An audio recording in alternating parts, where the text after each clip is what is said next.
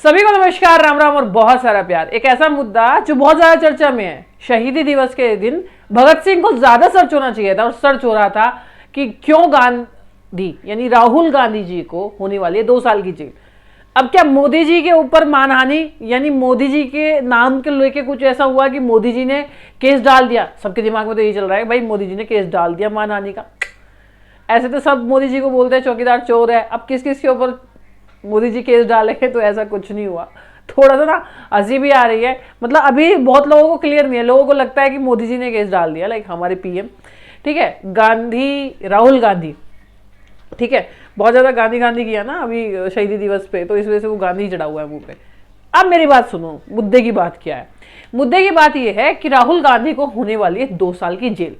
ठीक है, अब 2 साल की जेल जो है राहुल गांधी को होने वाली है, होगी या नहीं होगी उसके बारे में बात करेंगे। तो सबसे बड़ा सवाल ये आ रहा है कि अगर राहुल गांधी को 2 साल की जेल हो जाती है तो राहुल गांधी की संसद सत्ता खत्म हो जाएगी क्या? उनकी मतलब संसद की सदस्यता खत्म हो जाएगी क्या? वो संसद में नहीं जा पाएंगे? और दूसरा सबसे बड़ा सवाल, भाई देखो, कोई बीजेपी की सपोर्ट करता है, कोई कांग्रेस को करता है, कोई किसी को करता है। भैया हम तो सिर्फ बच्चों को सपोर्ट करते हैं। ठीक है, क्या अब चुनाव नहीं लड़ पाएंगे राहुल गांधी? भाई सबसे बड़ा तो ना चुनाव का है कि भाई 2024 का ये चुनाव जो है ये लड़ेंगे या नहीं लड़ेंगे। क्या कहीं ऐसा तो नहीं है मोदी जी ने जानबूझ के इनके ऊपर मानहानि का केस किया कि इलेक्शन लड़ पाए?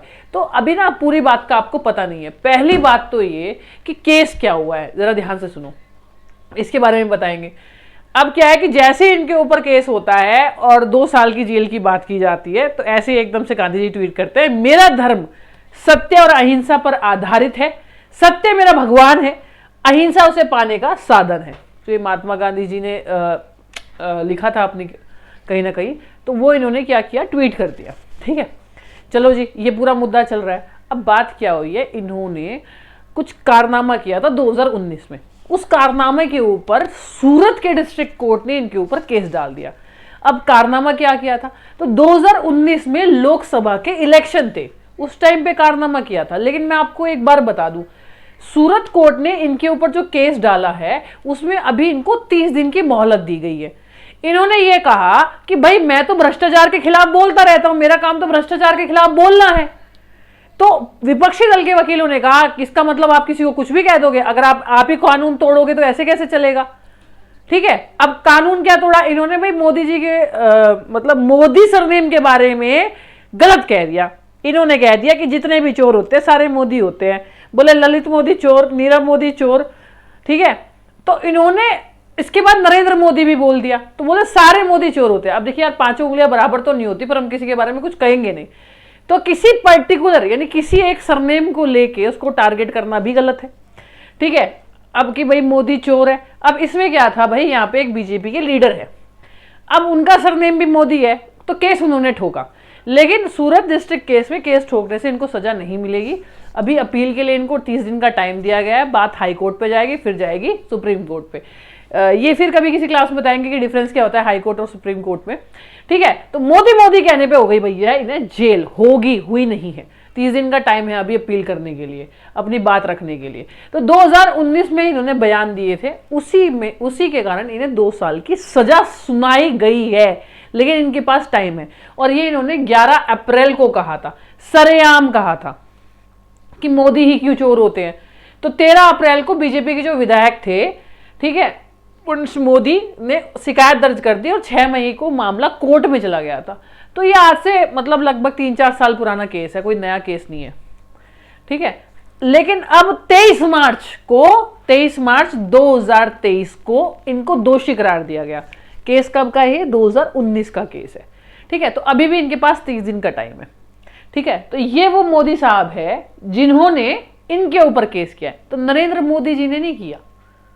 ठीक है, और ये बीजेपी में क्या है, एक तरह से ये बीजेपी के विधायक है। ठीक है, तो सूरत केस जो है दर्ज हुआ और ये बीजेपी के विधायक है, तो इनका सरनेम भी मोदी है। तो इन्होंने कहा कि भैया मानहानि का केस करूंगा मैं तो। ठीक है, और विपक्षी वकीलों ने बोला कड़ी से कड़ी सजा दी जाएगी। तो ऐसे डायरेक्टली कोई कड़ी से कड़ी सजा दी जाती। 30 दिन का टाइम है। ठीक है, हाई कोर्ट में जाएंगे, फिर सुप्रीम कोर्ट में जाएंगे, या तो इनको पेनल्टी दी जाएगी, लगाई जाएगी, या फिर इनको सजा दी जाएगी, या पेनल्टी सजा दोनों हो सकती है, ये देखा जाएगा। ठीक है, तो रही बात ही, देखो मैं आपको एक बात बताऊं, थोड़ा सा क्या है कि जैसे नरेंद्र मोदी जी कुछ करे, केजरीवाल कुछ करे, राहुल गांधी कुछ करे, सोनिया गांधी कुछ हो, तो ये जो है ना थोड़े से हाई लेवल वाले मिनिस्टर है, तो कुछ भी होता है ना तो बहुत बड़ा मुद्दा होता है। तो मेरे हिसाब से तो देखो, मेरी जो टिप्पणी है, मैं जो मानती हूँ, मैं तो देखो यार अपने विचार व्यक्त करती हूँ, ऐसे पॉलिटिकल कोई विचार नहीं है मेरे विचार में ये है कि बहुत बहुत मिनिस्टर है, बहुत विधायक है जिन पे बहुत केसेस हो रहे हैं और ये केसेस चलते रहेंगे, ठीक है। तो ऐसा नहीं है, मतलब ठीक है, मुझे भी लगता है कि ऐसा केस चलता रहेगा या कुछ भी हो जाएगा, वो तो 2 साल की सजा, तो अभी 30 दिन का टाइम है, उस 30 दिन में क्या होगा, अभी तो वो बेल पे बाहर है, ठीक है, तो अभी बेल पे बाहर है। अब सबसे बड़ी बात यह कि क्या इस वीडियो का कोई फायदा है? इस वीडियो का एक ही फायदा है, एग्जाम में एक ही क्वेश्चन आ सकता है कि भाई किस आईपीसी, इंडियन पेनल कोड के तहत उनको डिफेमेशन यानी मानहानि का केस ठोका गया है। तो सेक्शन 500 याद रखना, सेक्शन 500 आईपीसी सेक्शन 500 के तहत उनके ऊपर केस ठोका गया है, ठीक है जी। अभी 30 दिन का टाइम है, थोड़ा टेंशन लेने की जरूरत नहीं है, ठीक है। जब वो दोषी करार हो जाएंगे तो शायद सदस्यता उनकी हट सकती है, लेकिन वो भी एकदम से नहीं। और आप सभी को पता है जेल के अंदर तो कोई भी इलेक्शन लड़ देता है, ठीक है। उसमें भी ये होगा कि मतलब क्या क्या चीजें लगी है, क्या क्या होगा, वो तो फिर कोर्ट बताएगा, वो भी अभी 30 दिन का टाइम है। उसके बाद ऐसी बहुत सारी अच्छी अच्छी बातें और अच्छे अच्छे कोर्सेज हम लेके आते हैं, सरकारी नौकरी की तैयारी करवाते हैं, किसी भी एग्जाम की। तो गूगल प्ले स्टोर से science by Priya ma'am application को डाउनलोड कर लो, डिस्क्रिप्शन में लिंक है, कमेंट बॉक्स में भी लिंक है। और ये वीडियो कैसी लगी कमेंट बॉक्स में बताना ना भूलना। सबकी अपनी अपनी विचारधाराएं है, मीठा बोलना और मीठा बनने का हमें कोई शौक नहीं। हमारी बातें कड़वी लगती है, सबको समझ में नहीं आ सकती, सबकी विचारधाराएं अपनी है। सच बोलना और सुखी रहना हमारा काम है। तब तक के लिए thank you so much, bye bye, love you all, जय हिंद जय भारत।